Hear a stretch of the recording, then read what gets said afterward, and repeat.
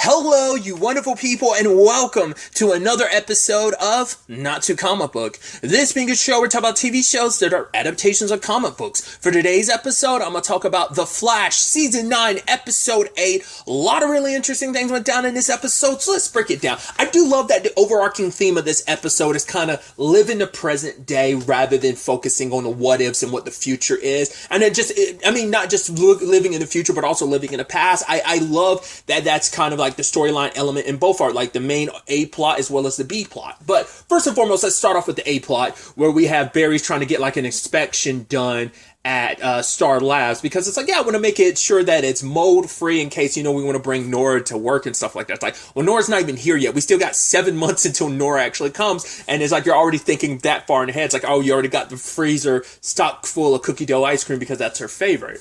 But, Barry went to go get the place inspected, but that set off triggering that, hey, you're getting this thing inspected? Well, all this other stuff hasn't been inspected since 2014 when the particle accelerator exploded. It's like, oh, cool. And I noticed one of the people there was Diana Bank. I was like, hey!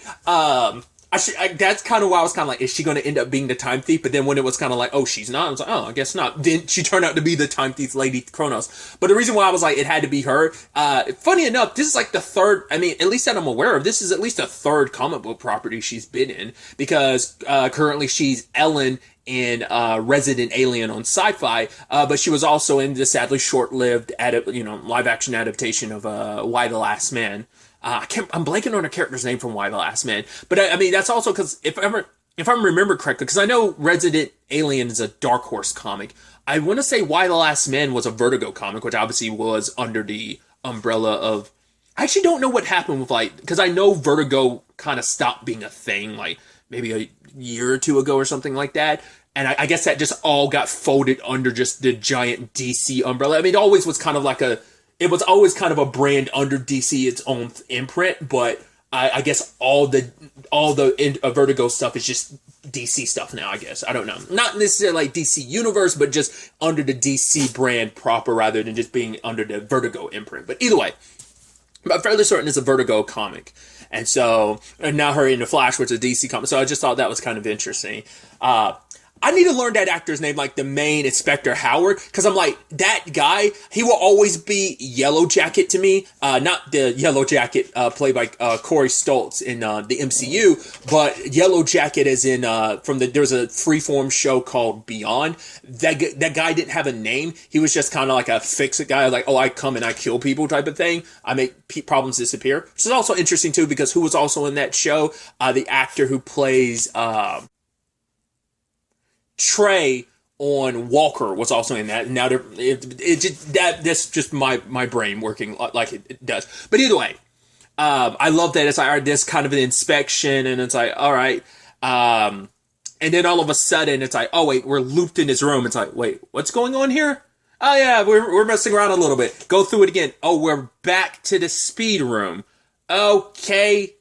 Interesting. I was like, okay, this is where I'm like, wow. Just, of course, you find yourself in kind of a time loop situation, but that's also the thing, because even Iris is like, really?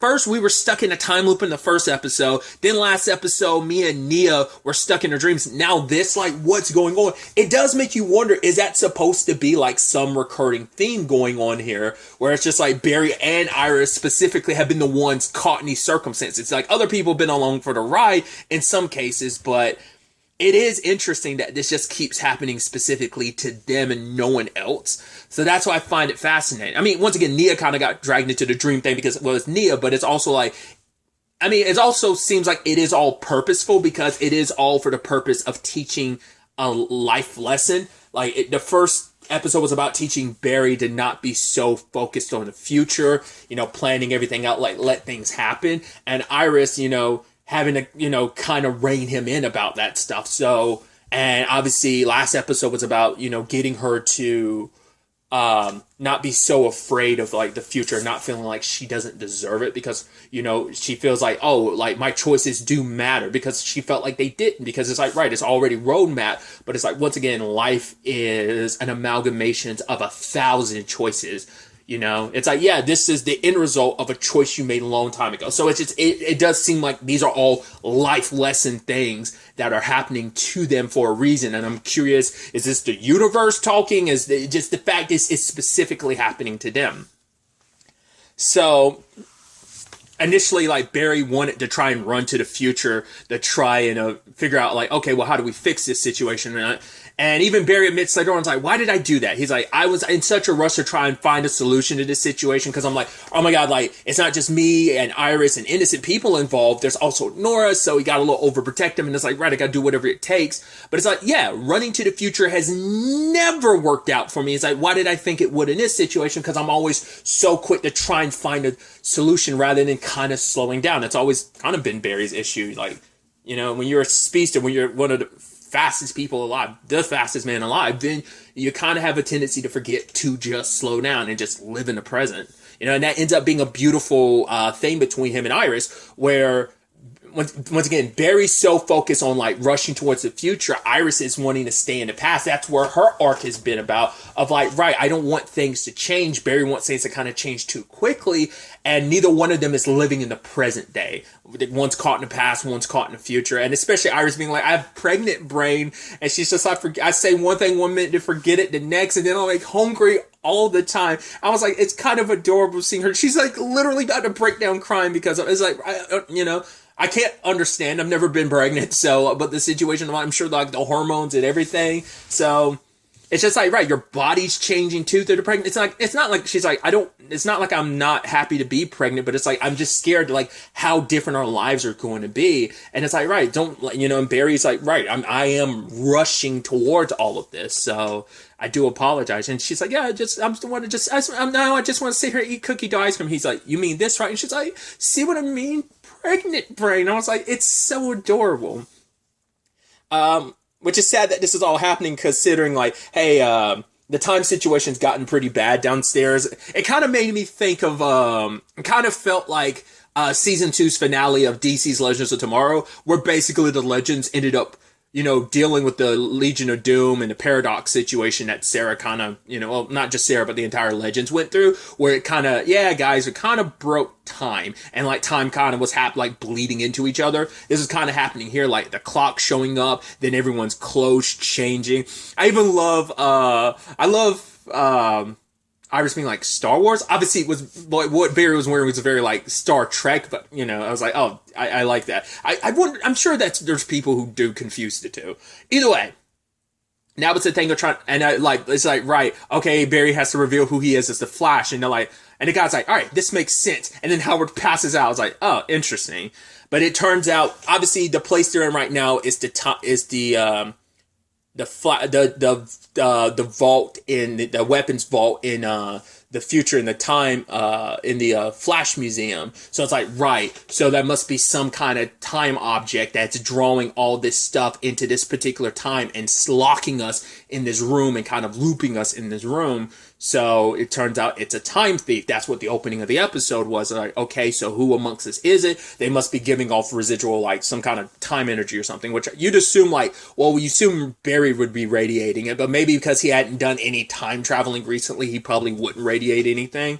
There was a part of my brain going like, could it be Iris? Like the fact is Iris just happens to show up. I mean, she was said she was there for Cecile's casserole. She's just like, I couldn't wait. But I was like, could it be the time thief pretending to be Iris? Like the fact that she just happens to show up did seem a little suspicious. I did love that, like, was it Diana Bane's character, which we'll once again later on find out it's Lady Kronos, ended up trying to blame it on Iris. Like, how do we know you're not responsible or whatever? And it's like, and the mold inspector dude was like, wait, you're going to accuse Mrs. Flash? You know? So I also love that he was super excited. He's like, I've never met a superhero before, which is interesting considering like there's so many superheroes in this universe. It's not like oh man, this is on Earth, like whatever, you know, it's like, oh, there's not that, you know, it's not like, no, this, maybe that's also, I'm reading too much into it because I'm like, well, it's like, not unless you make an argument that this is kind of like Superman and Lois's Earth because he is the only superhero. But it's like, this is Earth Prime, this is Earth 1. This place is riddled with superheroes. There's the Flash, there's Team Arrow, there's Supergirl, just everyone, there is the literal Justice League. There's Black Lightning. There's the Legends. There's Batwoman. Like, there are squads up the wazoo in this universe. So it's like, I guess it's interesting too. You've also lived in Central City, and you've like, I don't know if he's lived in Central City, but it's like, Barry's been doing this for 9 years, and you've never, the times he saved the world and the city, you've never met a single hero with all of them running amok, running around. And maybe you did, and you just don't remember all the time's been reversed and stuff like that. But tangents and all that aside, it's like, right, you've probably been in the general area, but you've never directly met the hero. So that's interesting. It's just a wild thing to think about. But it's like, I'm sure it happens in comics where people are like, I've never met, that's even more crazy than think about just the comics, because, obviously, like, there are tons and tons of heroes that exist, obviously, but even in the Arrowverse, that's a drop in the hat compared to everything in the DC Comics universe in any one continuity at any point in time. It's like, you can't sneeze in any direction without hitting a hero, so it's kind of that kind of craziness. Comes like that. I find that more unbelievable in a DC comic than I would in a DC show, considering like, well, a lot of the heroes tend to, not always, tend to stay in their own cities, but you would think you'd actually meet a hero at some point in time. It's just funny to think of. I'm harping on this too much, but I'm just like, I got so caught up on that line too much. Either way, the sad thing is though, basically because of them being in the situation they are in, I did think it was interesting too. An interesting point where Iris was like, maybe the person it was Jane who made the point. She's the one that's kind of understands like the math of everything. And she was like, whoa, there's a possibility the time thief doesn't remember who they were because of time travel. I was like, that's interesting. Cause like, I don't know. I feel like there was something else that dealt with memory loss when it came to time travel. Like, obviously I know Quantum Leap, but I feel like there was something else, which I'm also curious, because I know that's obviously a main theme and element of the reboot, but I'm curious, was that ever a thing with Sam? And maybe they mentioned that early on in the show, but I don't remember in the originals. Watched the original series, but I don't remember them referencing whether or not Sam lost his memory when he was time traveling or not. Either way, tangents and all that aside, I just thought like the whole time travel, losing your memory thing was kind of an interesting thing, because like Quantum Leap having, it just had its season finale this week. So just the timing was interesting. But aside from that, Howard basically got killed and basically got, as they kind of use later on, it's kind of like transmogrified. Like basically he was kind of wiped out from existence in time and was kind of replaced. It's kind of like, yeah, there has to, like, oh, he was here.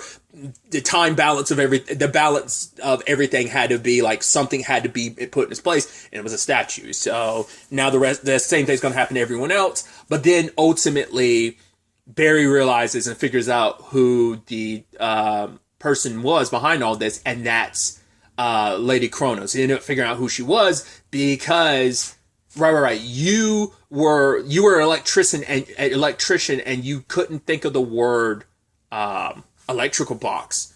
You're just like, yeah, where all the wiring and stuff is. And Iris is like, the electrical box is like, yeah. And then they questioned her more about like, okay, ask her to handle something as an electrician, because Jane was kind of like about to correct him, but like, no, that doesn't. But they made sure to like cut her off to be like, no, because we're trying to test her knowledge, and it's revealed that she's Lady Kronos. I think it obviously that's interesting too. That's what I thought was fascinating when she gets revealed to be Lady Kronos. The clock on her head, like it's reading 2:00, which the grandfather clock also read 2:00 as well. So I wonder, is there some correlation there? We never really dived into that, but I'm like, is there some connection there? Like both your heads say 2:00? That's interesting.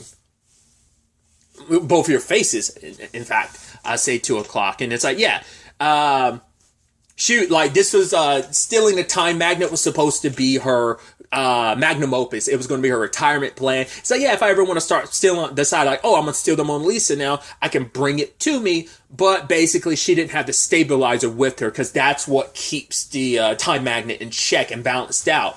And so it's like, cool, I'm not going to get rid of this thing. We can't destroy it, because if we destroy it, that's going to be an issue. Then we're all going to kind of get raised. It's like, well, then she doesn't want to put it back. And she's telling Barry, like, get me back to my time. But it's like, I can't do that, because I couldn't even get myself out of here. I tried to time travel. It didn't work. So what are we going to do?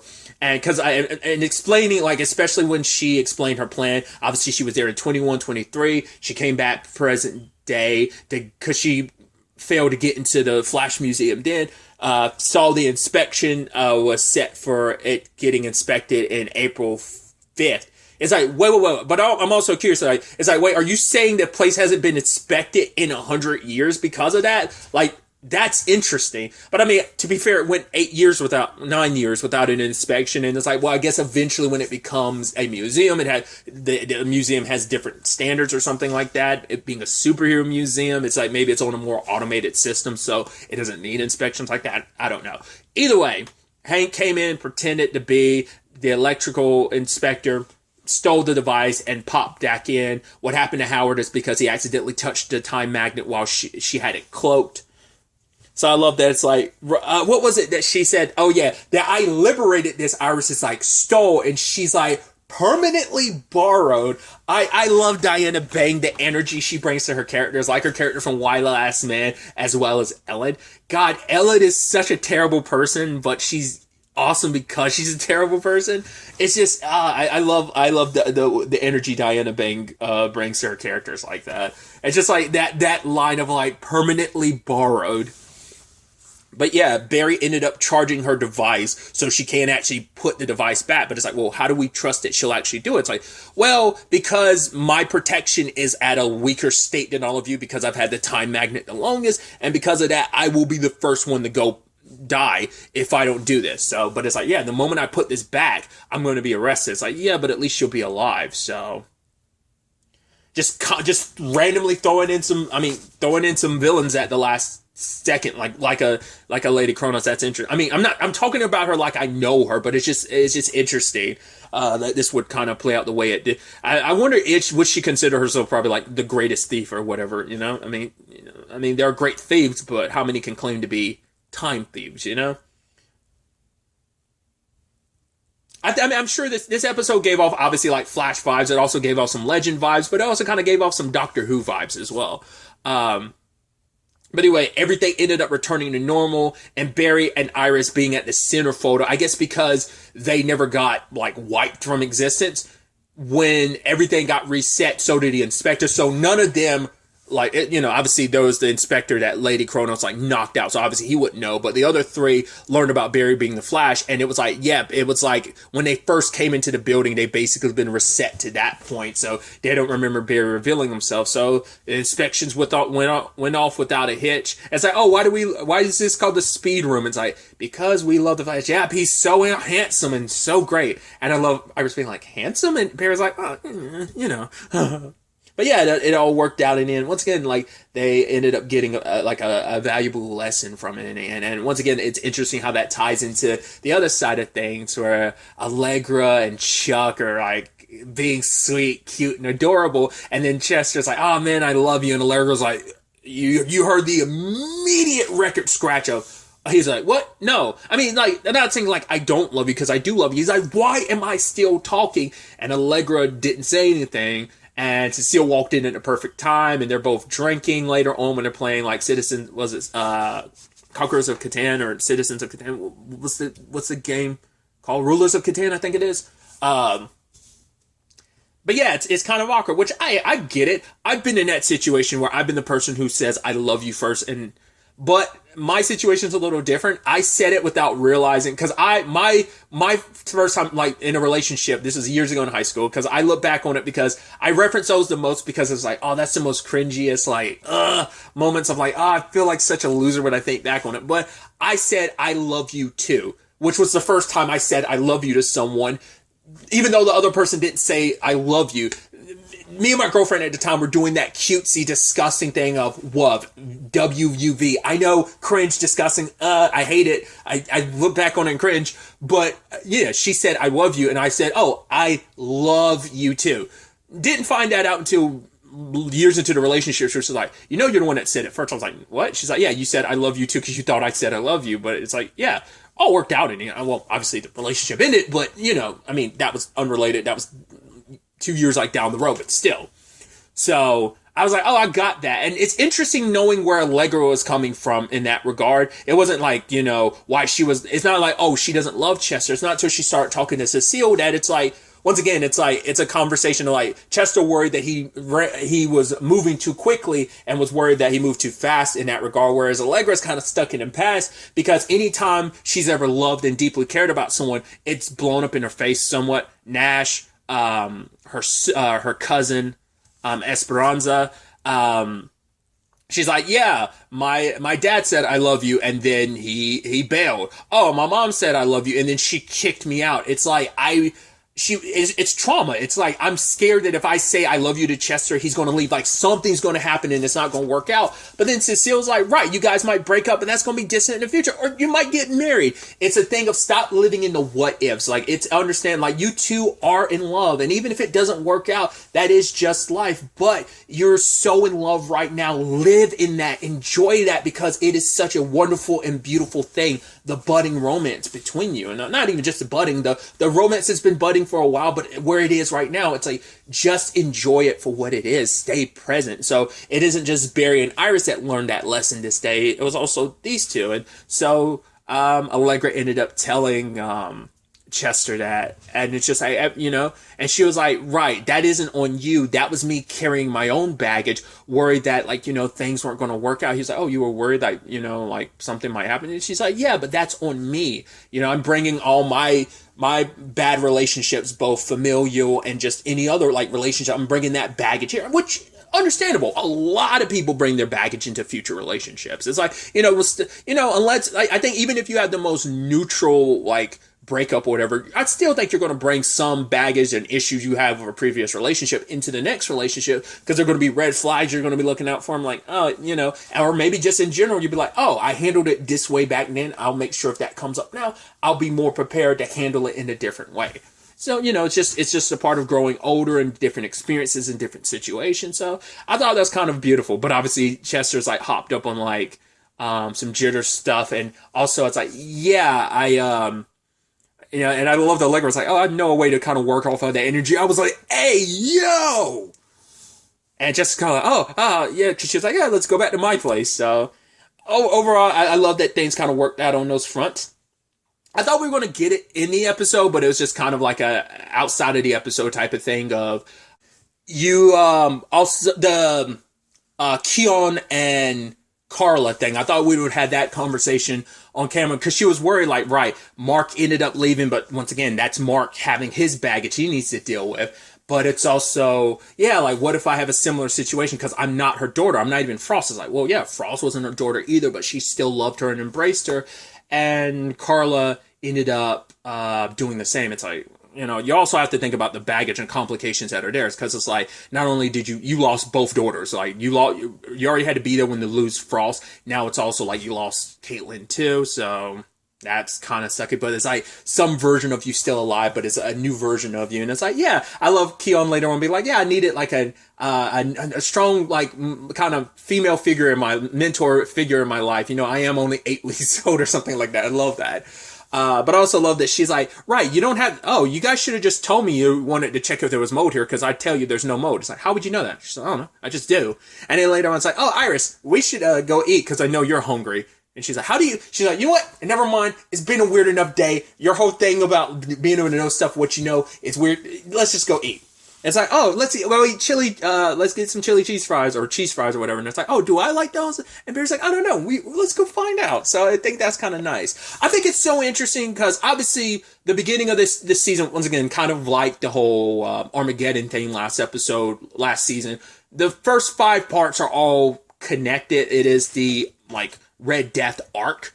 But it's so interesting to see that there isn't an overarching arc. I mean, because even Arrow's final season, the entire final season was built up for 80% of that season was 70% of it was built up to Crisis on Infinite Earths, because it was all building up to that.